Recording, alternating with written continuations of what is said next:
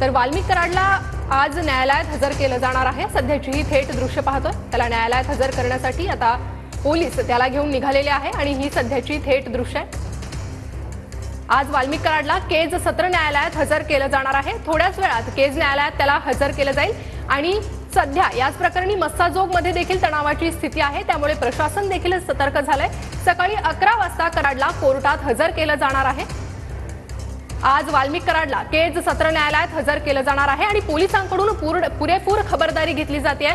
मस्साजोगमध्ये तणावाची स्थिती असल्याने त्या ठिकाणी देखील पोलीस प्रशासन सतर्क आहे आणि वाल्मिक कराडला आज कोर्टात हजर करण्यासाठी प्रशासनानं चांगली खबरदारी घेतलेली आहे। पुरेपूर पोलिसांचा बंदोबस्त या ठिकाणी तैनात असल्याचं पाहायला मिळतंय।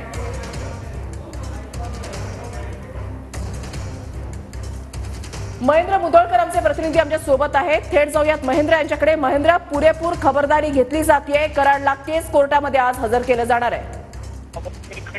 नक्कीच प्रणिता, जर बघितलं गेलं तर मोठी खबरदारी जी आहे ते बीड पोलीस घेताना आपल्याला पाहायला मिळतात।